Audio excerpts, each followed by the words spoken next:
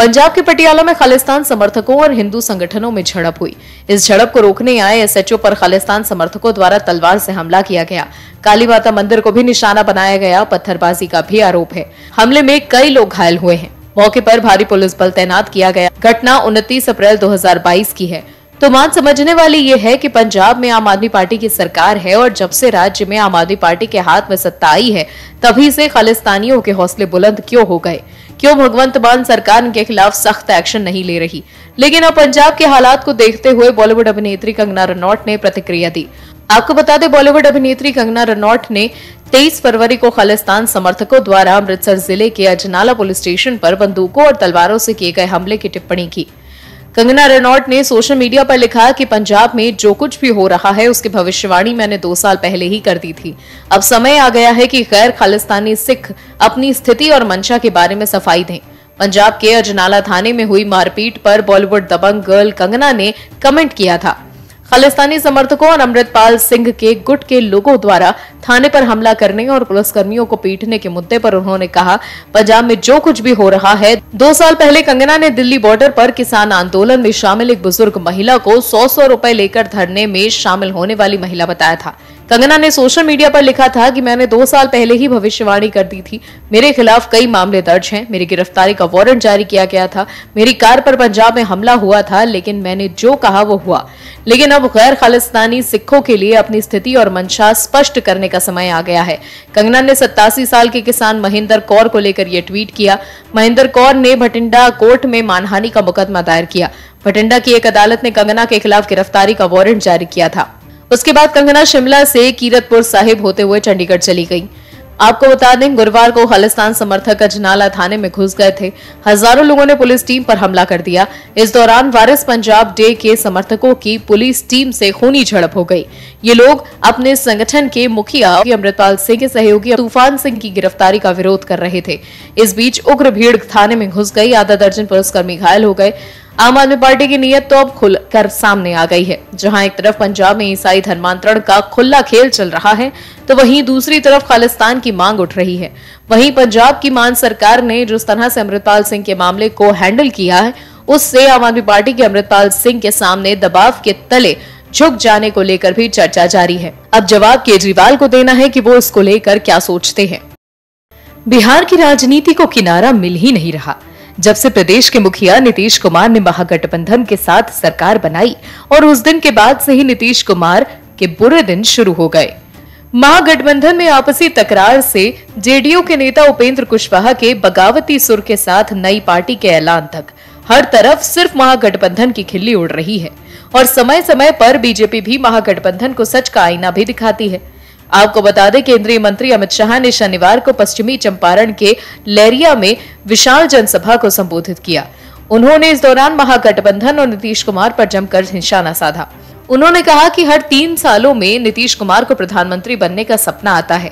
बिहार की जनता ने भाजपा को बहुमत दिया, मगर फिर भी हमने नीतीश कुमार से वादा किया था कि उन्हें सीएम बनाएंगे तो उनको कुर्सी दी, मगर नीतीश कुमार आए आराम गए आराम हो गए। उन्होंने जनता के साथ छल किया। अब उनके लिए भाजपा का दरवाजा हमेशा के लिए बंद हो गया है। अमित शाह ने कहा कि नीतीश कुमार बिहार में जंगल राज के खिलाफ लड़कर सत्ता में आए थे। जिंदगी भर जेपी के आंदोलन से ही कांग्रेस का विरोध किया। अब आकर उन्हीं की गोद में बैठ गए हैं। अब बिहार में फिर से जंगल राज है। अपराध चरम पर है। कानून व्यवस्था ध्वस्त हो गई है। राज्य में शराब और बालू माफिया सक्रिय हैं। उन्होंने जनता से सवाल किया कि क्या वो बिहार को फिर से जंगल राज मुक्त कराएंगे। उन्होंने लोगों का आह्वान किया कि 2024 में नरेंद्र मोदी को देश का प्रधानमंत्री बनाएं। तो वहीं केंद्रीय गृह मंत्री अमित शाह ने राज्य सरकार को ललकारते हुए कहा कि सीमाओं पर जनसांख्यिकी बदल रही है। उन्हें रोकने की हिम्मत नीतीश कुमार में है तो रोक ले। जंगल राज लाने वाले लालू के नेतृत्व वाली सरकार में नीतीश कुमार बिहार का विकास नहीं कर सकते हैं। उन्होंने कहा, लालू प्रसाद यादव, सोनिया गांधी, नीतीश कुमार की पार्टी धारा 370 हटाने का विरोध करती थी। वो कहते थे कश्मीर में खून की नदियां बह जाएंगी, लेकिन धारा 370 हटने के बाद किसी को एक कंकड़ तक चलाने की हिम्मत नहीं हुई। ये मोदी सरकार है। लेकिन वहीं प्रदेश मुखिया नीतीश कुमार पीएम बनने का सपना इतना देख चुके हैं कि उनके लिए अब सीएम की कुर्सी कुछ नहीं है और शायद इसीलिए नीतीश कुमार सरकार की उलटी गिनती शुरू हो चुकी है। दिल्ली में ईमानदारी का ढिंडोरा पीटने वाली आम आदमी पार्टी की सच्चाई अब जनता के सामने आ रही है और वो सच्चाई है गुंडागर्दी, भ्रष्टाचार, जनता के लिए किए गए झूठे वादे। दिल्ली नगर निगम की स्टैंडिंग कमेटी के चुनाव में दिख गया कि आम आदमी पार्टी के पार्षद किस हद तक जा सकते हैं।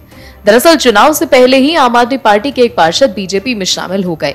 इसके बाद स्टैंडिंग कमेटी के चुनाव में आम आदमी का सारा गणित बिगड़ गया।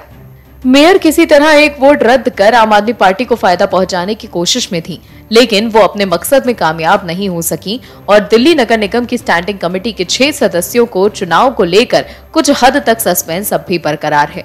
शुक्रवार को हुए चुनाव सही हैं या फिर 27 फरवरी को फिर से चुनाव कराए जाएंगे, इसको लेकर लोगों की उत्सुकता बनी हुई है।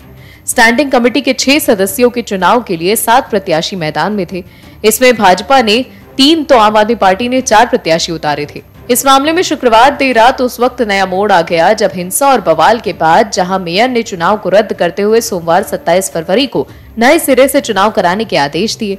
हालांकि निगम सचिव ने स्टैंडिंग कमेटी को चुनावों को सही करार देते हुए नतीजों की रिपोर्ट मेयर को सौंप दी है, लेकिन एमसीडी में शुक्रवार को जो हुआ वो बहुत शर्मसार है। दोनों दलों के पार्षदों ने एक दूसरे के साथ मारपीट की, हाथापाई की, जिसको लेकर आम आदमी पार्टी बीजेपी दोनों पार्टियों ने पुलिस थाने में शिकायत दे दी है और इस घटना के बाद देर रात आम आदमी पार्टी के पार्षद कमला मार्केट थाने पहुंच गए। उन्होंने थाने के बाहर बीजेपी के विरोध में धरना प्रदर्शन किया। आम आदमी पार्टी पार्षदों ने बीजेपी के खिलाफ मामले में प्राथमिकी दर्ज कराने की मांग की।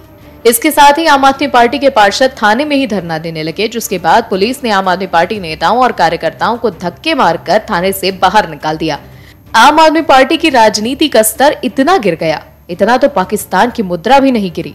वहीं बीजेपी ने दावा किया कि आम आदमी पार्टी नेता आतिशी ने भड़काने के बाद सदन में मारपीट हुई। बीजेपी इस मामले में जांच की मांग कर रही है। इससे पहले फिर बीजेपी ने एक दांव चलकर आम आदमी पार्टी को हैरान कर दिया था। आपको बता दें, स्टैंडिंग कमेटी के चुनाव से पहले बीजेपी ने एक आम आदमी पार्टी नेता को अपने दल में शामिल कर लिया, जिससे पूरा का पूरा खेल ही बदल गया। जिस स्टैंडिंग कमेटी के चुनाव के लिए दोनों दल मारपीट और हाथापाई पर उतारू हैं, वो कितना अहम है ये समझना जरूरी हो जाता है। दरअसल स्टैंडिंग कमेटी में कुल 6 लोगों को चुना जाता है। स्टैंडिंग कमेटी को डिसीजन मेकिंग कमेटी भी कहा जा सकता है। किसी भी योजना को अंतिम रूप देने में इस कमेटी का सक्रिय योगदान रहता है। सरल शब्दों में दिल्ली एमसीडी जो भी काम करती है उसमें सीधी भागीदारी स्टैंडिंग कमेटी की रहती है। बीजेपी और आम आदमी पार्टी के लिए ये चुनाव साख की लड़ाई इसीलिए है क्योंकि जिसे भी स्टैंडिंग कमेटी में स्पष्ट बहुमत मिलेगा वो आसानी से अपनी सभी योजनाओं को जमीन पर उतार पाएगा। कांग्रेस का 85वां अधिवेशन 24 फरवरी से छत्तीसगढ़ में शुरू हो चुका है। छत्तीसगढ़ के नए रायपुर में ये आयोजन हो रहा है। इसमें कांग्रेस के तमाम बड़े नेता पहुंच रहे हैं। सोनिया गांधी से लेकर राहुल गांधी भी छत्तीसगढ़ में डेरा डाले हुए हैं। देश भर की नजरें छत्तीसगढ़ पर टिकी हैं कि इस अधिवेशन के पिटारे से भारतीय राजनीति में क्या निकलेगा। लेकिन अभी तक कुछ ऐसा नहीं निकला है जो भारतीय राजनीति को सकारात्मक प्रवाह दे सके।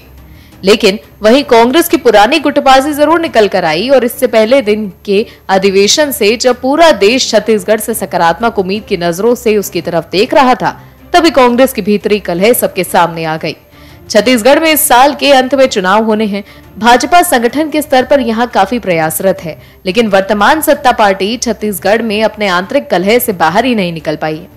अधिवेशन के पहले ही दिन छत्तीसगढ़ कांग्रेस की आंतरिक कलह सबके सामने धरातल पर आ गई, जिसके केंद्र में थे सूबे के स्वास्थ्य मंत्री टीएस सिंहदेव। उन्होंने फिर इच्छा जता दी कि वो मुख्यमंत्री बनना चाहते हैं। इस बार अधिवेशन की थीम है हाथ से हाथ जोड़ो यात्रा, लेकिन टीएस सिंहदेव कांग्रेस से अपना हाथ छटकने के लिए उतारू हैं। आखिर क्या बोले देव, चलिए आपको बताते हैं। टीएस सिंहदेव ने कहा कि हर कोई मुख्यमंत्री बनना चाहता है। मेरा चेहरा भी कभी मुख्यमंत्री पद के लिए था। अगर मुझे मौका मिलता है तो मैं भी जनता के लिए मुख्यमंत्री बनूंगा। ये पहली बार नहीं है जब टीएस सिंहदेव ने मुख्यमंत्री पद के लिए अपनी महत्वाकांक्षा जाहिर की है। छत्तीसगढ़ में इसी साल विधानसभा चुनाव होने वाले हैं, जिसको लेकर कांग्रेस ने काफी मंसूबे बांध रखे हैं। लंबे संघर्ष के बाद छत्तीसगढ़ में भाजपा को बेदखल करने के बाद अब कांग्रेस की ख्वाहिश लंबे समय तक यहां पर राज करने की रही है। मुख्यमंत्री भूपेश बघेल भी इस कोशिश में पूरी तरह से जुटे हैं। ऐसे में ऐन चुनावी साल में सिंहदेव का सत्ता के सिंहासन के लिए राग अलापना कांग्रेस के मंसूबों पर पानी फेर सकता है। अगले साल ही लोकसभा के आम चुनाव प्रस्तावित हैं और पहले 12 जोड़ो यात्रा के दौरान जिस तरह कांग्रेस टूटी और उसके बाद अब इस अधिवेशन के दौरान जिस तरह की बयानबाजी हो रही है, इससे प्रदेश और देश के संगठन कार्यकर्ताओं का मनोबल भी घटेगा, जिसके परिणाम कांग्रेस को भारी नुकसान उठाना पड़ सकता है। अब सवाल है कि राहुल गांधी भारत जोड़ो यात्रा को निकाल तो रहे हैं, लेकिन कांग्रेस जोड़ो यात्रा कब निकालेंगे, क्योंकि कांग्रेस के नेता एक दूसरे के खिलाफ भी सियासी चालें चल रहे हैं ताकि उन्हें सीएम की कुर्सी मिल सके। छत्तीसगढ़ के अलावा राजस्थान में भी कांग्रेस पार्टी अशोक गहलोत और सचिन पायलट के बीच फंसी हुई है। ये दोनों नेता भी कुर्सी के लिए एक दूसरे से टकराते नजर आते हैं। ऐसे में राहुल गांधी को कांग्रेस में भी एक मोहब्बत की दुकान खोलने की जरूरत है ताकि पार्टी के नेता एक दूसरे के खिलाफ न लड़े। और अगर राहुल गांधी कांग्रेस पार्टी के लिए मोहब्बत की दुकान नहीं खोल पा रहे तो देश में क्या खोलेंगे। उद्धव ठाकरे के लिए कुछ भी अच्छा नहीं हो रहा। वो बीजेपी से दगाबाजी कर सीएम की कुर्सी पर विराजमान तो हो गए थे, लेकिन 2.5 साल में ही उन्हें कुर्सी के साथ साथ पार्टी से भी हाथ धोना पड़ा। वहीं अब पार्टी गंवाने के साथ ही वो अकेले भी पड़ते जा रहे हैं। ऐसा लग रहा है कि जैसे एनसीपी प्रमुख शरद पवार ने भी उनका साथ छोड़ दिया है। दरअसल महाराष्ट्र की राजनीति में एक अवैचारिक गठबंधन अस्तित्व में आया जिसका नाम पड़ा महाविकास अघाड़ी। इस महाविकास अघाड़ी के मुख्य रूप से 3 क्षत्रप हैं, शिवसेना, एनसीपी और कांग्रेस। और इस गठबंधन के चाणक्य थे शरद पवार। लेकिन समय समय पर इस अवैचारिक गठबंधन के मतभेद और मनभेद सार्वजनिक होते हैं। एक बयान पर दूसरे ने असहमति जताई है और दूसरे की बात पर तीसरे ने सहमत होने से मना कर दिया।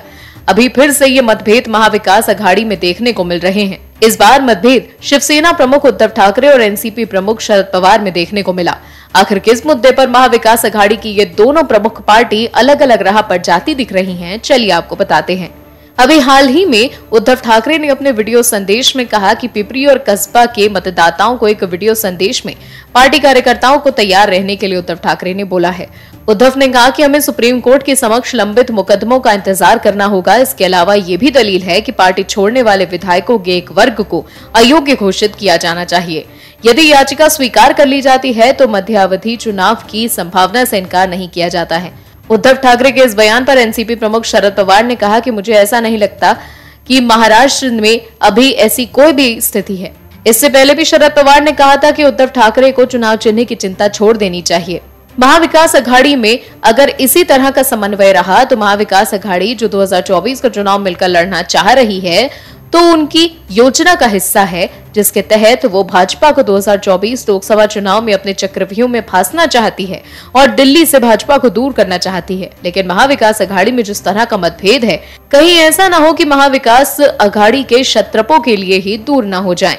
और भी वीडियोस देखने के लिए चैनल को सब्सक्राइब करें और बेल आइकन को दबाएं।